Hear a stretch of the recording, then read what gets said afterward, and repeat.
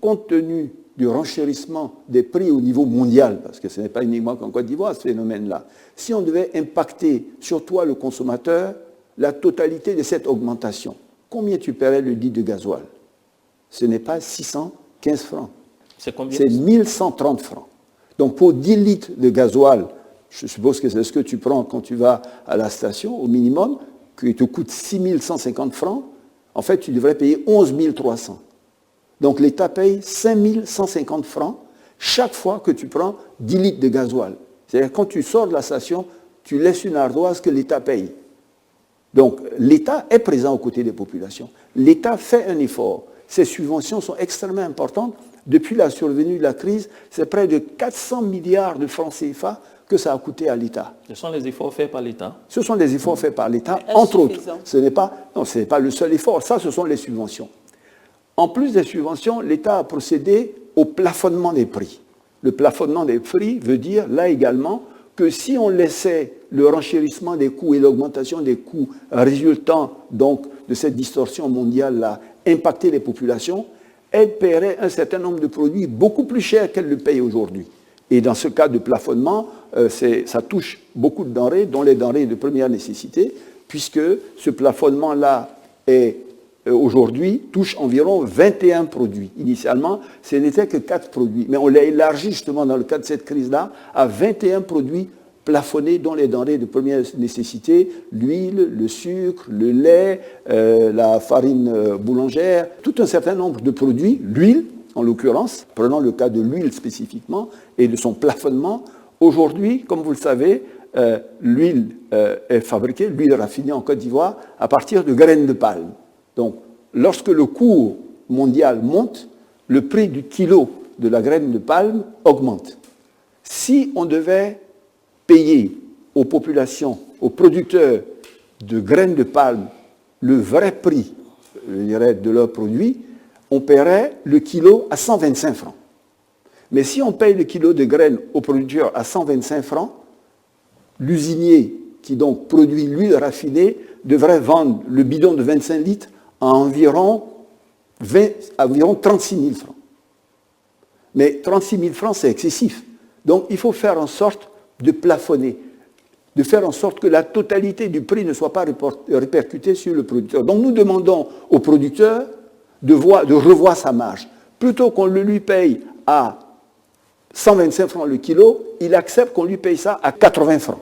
On demande également aux transformateurs, à l'usinier de faire des efforts pour aboutir au bidon de 25 litres qui coûte environ 26 500, plafonné à 26 500. Donc voilà le mécanisme de plafonnement. Le mécanisme de plafonnement, ce n'est pas que les prix ne sont pas impactés, parce que, comme vous le voyez, le marché mondial a connu, je dirais, un renchérissement de tous les produits. Si on devait répercuter cette augmentation sur les populations, elle serait intenable. Donc on fait en sorte de bien sûr l'augmenter, mais de ne pas dépasser un palier en discutant avec tous les acteurs. Je voudrais d'ailleurs remercier ici l'énorme travail qu'a fait le ministre du Commerce qui a rencontré les industriels et les commerçants, les importateurs, secteur par secteur, pour leur demander, dans ce cas de crise-là, de collectivement s'associer à l'action de l'État pour réduire l'impact sur les populations en réduisant leurs marges. Donc le plafonnement est un élément extrêmement important de notre politique. On vous entend bien, subvention, plafonnement, des mesures prises par l'État, mais sur le terrain. On a des mesures qui sont prises, mais qui ne sont pas respectées sur le terrain. Sur l'ensemble du territoire, on ne paye pas le lait au même prix, le plafonnement n'est pas respecté sur le territoire. Que fait concrètement le gouvernement pour faire en sorte que ces mesures sur le terrain soient respectées ? Alors, le niveau de ces prix plafonnés sont mis à disposition, je dirais, et sont consultables. Mais sur le terrain, nous avons renforcé de façon significative le dispositif de contrôle, non seulement dans son ampleur, mais dans son intensité. Depuis la survenue de la crise, c'est environ 35 000 contrôles qui ont été effectués. Et au cours de ces contrôles, c'est vrai, nous nous sommes rendus compte qu'il y a 2000 cas de non-respect de prix que nous avons constatés, donc de fraude, qui d'ailleurs ont été sanctionnés, puisqu'il y a un dispositif de sanction qui existe, où des pénalités, des amendes ont été payées par ces fraudeurs. D'ailleurs, le mois dernier, au mois de mai, je crois qu'on a dû faire payer environ 87 millions de francs d'amendes. Donc, ces contrôles sont importants, ces contrôles sont renforcés, ces contrôles vont continuer, je dirais, de plus en plus. Ils vont s'intensifier également en milieu rural sur l'ensemble du territoire national. Monsieur le Premier ministre, il y a ici quelques chiffres relevés au mois de mai concernant l'inflation dans la sous-région. L'espace UEMOA, le Burkina Faso 15,3, le Sénégal 7,4, le Togo 8, Mali 9,7, le Ghana 27 et la Côte d'Ivoire 4,3. C'est un taux, quand on regarde la norme communautaire au sein de l'UEMOA, c'est de 3%, un taux qui est remarquable par rapport à la situation exceptionnelle que nous observons aujourd'hui. Est-ce qu'on peut l'attribuer aux mesures que vous avez prises pour naturellement. Je crois que le président de la République, qui est quand même un éminent économiste, est assez, disons, à l'aise sur ces questions et connaît exactement quels sont les leviers de l'inflation.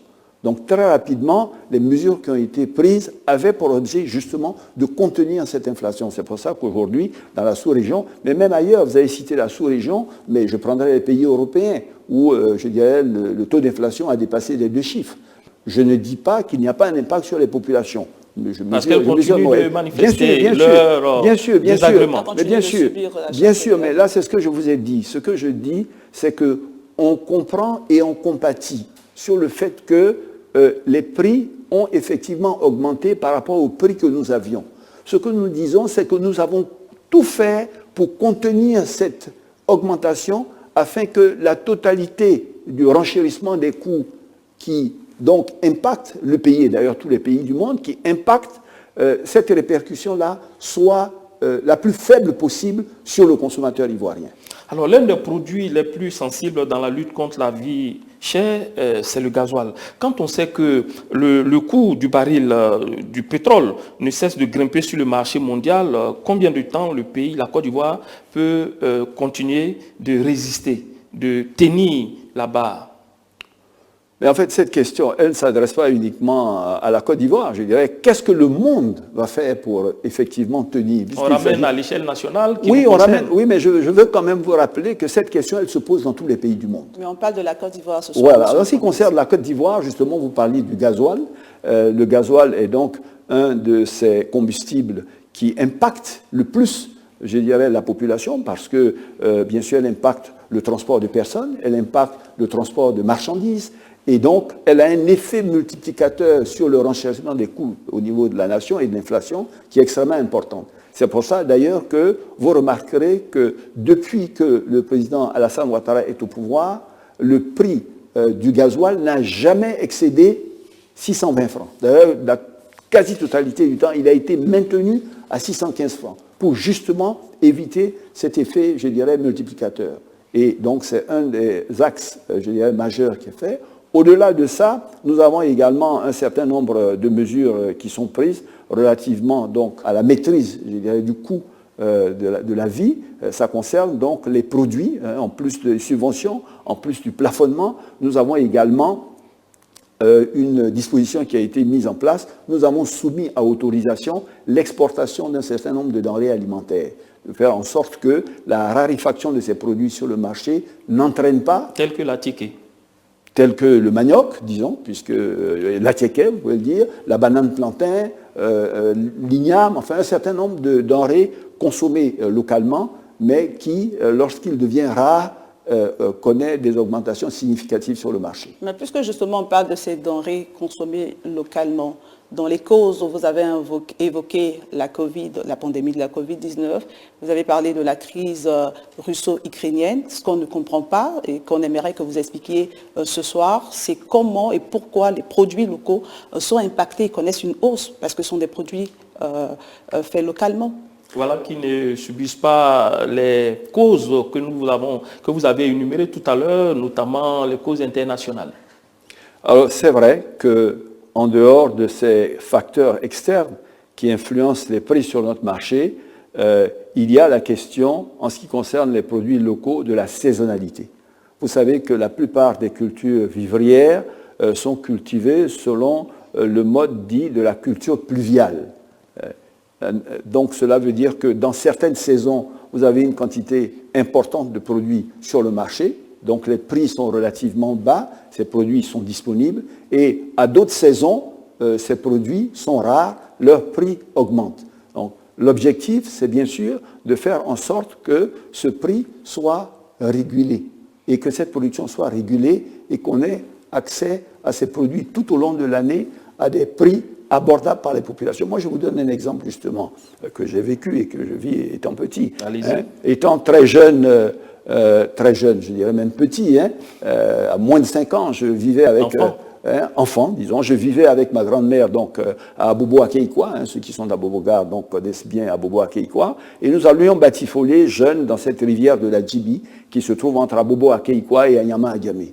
Et là, tout au long de cette rivière, nous avions une immense plantation de ce qu'on appelle banane poyo, qui était donc arrosée, la banane d'essai, vous le connaissez, qui était donc irriguée, mécanisée, qui avait des plants sélectionnés, qui avait, je dirais, des intrants, de l'engrais, etc. Et donc qui était produit régulièrement tout au long de l'année. Mais à côté, nous avions, nous, les plantations de bananes plantains de Matan. C'était quelques pieds ici et par plantés et qui produisaient donc une partie de l'année et pour une autre partie de l'année, je dirais, ne produisaient pas. Donc face à cette situation, je dirais, de production erratique, on voit bien qu'il faut passer pour les plantations de bananes plantains exactement comme ce qui se fait pour la banane poyo, la banane dessert. C'est-à-dire avoir sur des surfaces irriguées, aménagées, la possibilité d'avoir des plants de plantains sélectionnés, de façon à pouvoir produire en quantité tout au long de l'année et permettre ainsi, comme je l'ai dit, de réguler les prix, mais surtout de rendre ces produits disponibles et abordables pour les populations. Et alors, est-ce qu'on a une politique agricole ?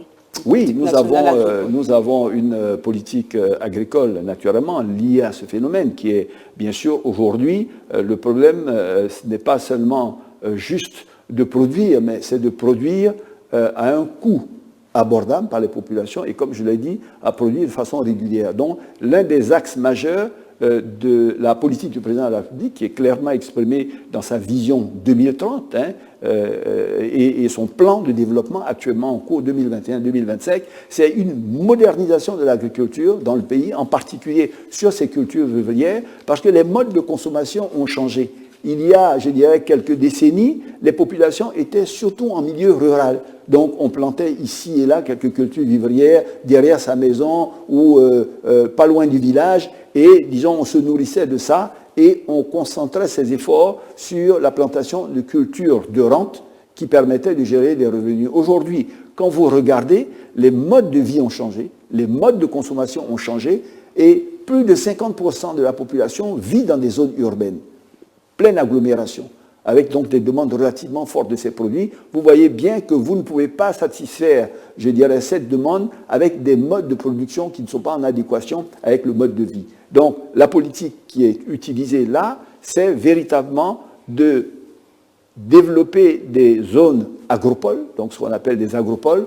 9 agropoles vont être construites sur l'ensemble du pays. Je crois que l'agropole centre est déjà en cours. Dans quelques jours, je vais lancer l'agropole nord. Ça consiste à construire sur l'ensemble du territoire national des périmètres hydro-agricoles qui vont permettre aux producteurs, avec à côté des fermes semencières, avec la disponibilité de l'intrant, avec de la mécanisation, de produire des quantités importantes, non seulement de produits destinés à l'exportation, mais des produits de consommation locale qui seront donc accessibles aux populations toute l'année et à des prix relativement abordables. Parce que la question aujourd'hui, en vérité, ce n'est pas juste le produit comme ça, simplement localement. Beaucoup de pays dans le monde sont confrontés à cette réalité, surtout depuis la Covid, mais encore plus avec la guerre russo-ukrainienne. C'est pas seulement la sécurité alimentaire, c'est la souveraineté alimentaire. C'est le terme qui est utilisé aujourd'hui. C'est-à-dire non seulement, je dirais, produire, mais produire tous les biens dont le pays a besoin pour se rendre le plus indépendant possible dans les produits de consommation et les produits alimentaires pour ne pas dépendre justement de l'extérieur et des chocs qui pourraient survenir. Et parlons justement de cette souveraineté alimentaire. Vous évoquez des projets, vous parlez de la politique agricole, vous parlez des projets de modernisation. Ben, un Ivoirien pourrait vous dire ce soir, mais monsieur le Premier ministre, à quand la concrétisation? Quand est-ce que cela va impacter notre vécu, notre quotidien? Alors déjà, un certain nombre de mesures sont prises par l'État, dont l'appui au secteur du vivrier, les femmes, les personnes qui font aujourd'hui du vivrier, reçoivent un appui en équipement, un appui financier qui leur permet d'accroître leur production, mais également, comme vous le savez, je le disais tout à l'heure, la politique où on soumet à autorisation préalable toute exportation de produits vivriers vers l'extérieur, qui permet donc de maintenir ces produits dans le pays pour pouvoir avoir un meilleur équilibre offre-demande. Au-delà, bien sûr, comme je le disais, nous avons un programme à mettre en œuvre, que nous sommes en train de mettre en œuvre, que nous avons commencé, qui va dans un horizon déjà d'ici à 2025, régulièrement, région après région.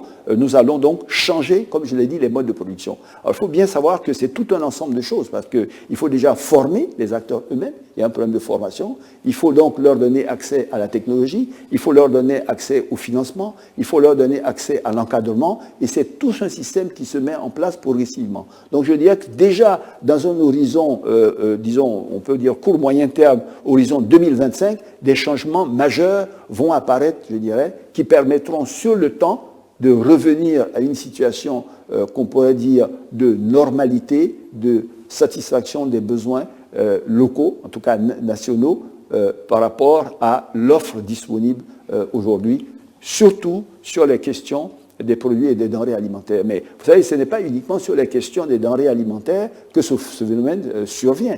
Moi, je me souviens très bien, et certains parmi vous, justement, certainement ont dû en entendre parler, pendant les pires moments de la Covid-19, le président a donné instruction, bien sûr, que par anticipation, nous achetions les doses de vaccins dont nous avions besoin. Donc la Côte d'Ivoire a passé des commandes, je dirais, dans un certain nombre de pays au monde producteurs de ces vaccins-là. Mais on nous a dit, au moment où ces commandes passaient, que les délais de livraison allaient être de 30 jours, allaient être de 60 jours. Donc on a mis en place tout un programme de vaccination, le ministre de la Santé, pour que l'on ait des doses disponibles pour pouvoir vacciner nos populations.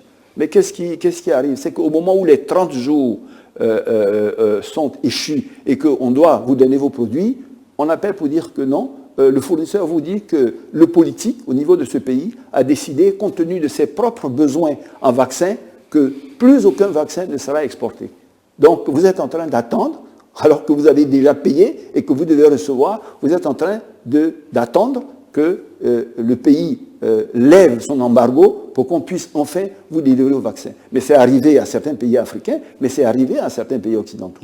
D'où ce concept de souveraineté, non seulement sur les produits alimentaires, mais sur la plupart des marchandises, des besoins que vous avez, tout ce que vous pouvez faire pour produire le maximum de ce que vous consommez, de ce que vous utilisez, et c'est la voie que le président de la République nous a demandé de suivre. Il nous a donné instruction de mettre en œuvre un certain nombre de projets agricoles, mais également industriels. Pour revenir justement sur la Charte de la vie, vous avez parlé de l'horizon 2025. La question qui me vient tout de suite, c'est, Monsieur le Premier ministre, allons-nous attendre 2025 pour que la vie ne soit plus chère en Côte d'Ivoire? Ce que j'ai dit, c'est qu'aujourd'hui, nous sommes, en train de mettre en œuvre tout un système, certains disent un bouclier, pour essayer de faire en sorte que des phénomènes totalement extérieurs au pays, sur lesquels le gouvernement n'a aucune responsabilité et qui s'imposent à nous et qui nous impactent et contre lesquels nous faisons les efforts que je vous dis. 400 milliards, je dirais, c'est des ressources relativement importantes qui, dans un pays, peuvent être affectées à d'autres types de dépenses sociales, mais que nous sommes obligés de consacrer à couvrir les surcoûts pour que la population ne soit pas impactée. Aujourd'hui, il ne s'agit pas d'attendre 3 ans. Tout le monde, quand je dis tout le monde, je dis le monde entier a les yeux aujourd'hui rivés sur ce qui se passe à l'extérieur et qui cause ce phénomène-là. Le président de la République, quand il se lève le matin, la première chose qu'il regarde, ce sont les cours du baril, pour voir s'ils baissent, pour voir si véritablement on va pouvoir enfin réduire ces subventions. Ce qu'il regarde en termes d'actualité, c'est qu'est-ce qui est en train de se passer pour toutes les mesures qui sont prises afin d'apaiser la situation russo-ukrainienne pour que, enfin, le monde puisse être libéré. Donc, sur cette situation-là, ce que je dis, c'est que ce sur quoi on peut agir, nous, on va faire le maximum. Ce sur quoi on ne peut pas agir et qui impacte le monde entier, nous allons également, certainement, par les voies diplomatiques, mais ça c'est au niveau du président de la République, contribuer à ce que la situation, je dirais, dans cet espace-là s'apaise pour que le monde entier puisse, je dirais, bénéficier de cet apaisement. Mais nous, à notre niveau, c'est de faire en sorte, chaque jour, que la population que nous avons en charge soit la moins impactée possible dans les denrées de première nécessité, surtout pour les populations vulnérables. Et cela, je dirais, nous le faisons. Comme je vous l'ai dit, les contrôles vont s'intensifier, des actions vont être prises en termes de production pour que ces produits-là soient déjà disponibles. Vous savez, dans la situation où on est, il y a des pays où on ne parle même pas du prix de ces produits. On parle déjà de leur disponibilité. Elles ne sont même pas disponibles. Donc déjà, il faut les rendre disponibles. Ensuite, il faut faire en sorte que l'impact sur les populations, surtout les populations les plus vulnérables, soit le plus faible possible. Et ça, c'est dans le court terme. C'est dans le court terme, c'est notre quotidien. Chaque jour, quand nous nous levons le matin, je vous ai dit, nous avons reçu l'instruction du président, la cherté de la vie est au cœur de la préoccupation et de l'action gouvernementale. Chaque ministère concerné dans ce domaine, on lui demande de voir quels sont les efforts qui doivent être faits pour atténuer, je dirais, ce phénomène de cherté de la vie et permettre à nos populations d'avoir une vie décente, qui est en fait l'objectif qui nous a été assigné par le président de la République. Monsieur le Premier ministre, nous sommes au terme de cet entretien face aux préoccupations légitimes des Ivoiriens. Que voulez-vous leur dire pour apaiser leurs craintes, pour les rassurer en quelque sorte? Oui, je pense qu'il y a certainement un message à adresser aux populations. Il y a également un message à adresser peut-être d'abord, je dirais, aux organisations, aux partis et groupements politiques ainsi qu'aux organisations de la société civile. Je pense que quand on est face à un fléau et à un défi majeur de cette nature-là, il faut savoir être solidaire, se mettre ensemble pour relever ce défi. C'est la marque des grandes nations, c'est la marque des grands États. Et je voudrais remercier justement un certain nombre de ces partis politiques, ces organisations de la société civile qui ont une attitude de responsabilité et de citoyenneté, qui ont conscience de l'origine de ces phénomènes, qui ont conscience de ce que le gouvernement fait, qui est extrêmement important, et qui contribuent, je dirais, à ce que la situation s'apaise et qu'ensemble nous nous concentrions sur la chose la plus importante, faire en sorte que nos populations ne souffrent pas trop de ce phénomène-là, qu'ils aient une vie décente, comme je l'ai dit, où le coût de la vie soit abordable. Mais, il faut le reconnaître, il y a également quelques organisations qui, et c'est dommage, cherchent à utiliser ce phénomène-là pour en faire un argument politique. Je pense que, honnêtement, ce n'est pas le moment, ce n'est pas l'opportunité. Il faut véritablement tous se mettre ensemble, comme on l'a été pour la Covid-19, pour aider le pays et les populations surtout à tenir cette situation difficile et à sortir de cette crise. Le deuxième message, je pense qu'il s'adressera certainement aux opérateurs économiques, aux producteurs, aux transformateurs, aux commerçants, aux distributeurs, pour les remercier également, pour les remercier des efforts qu'ils font.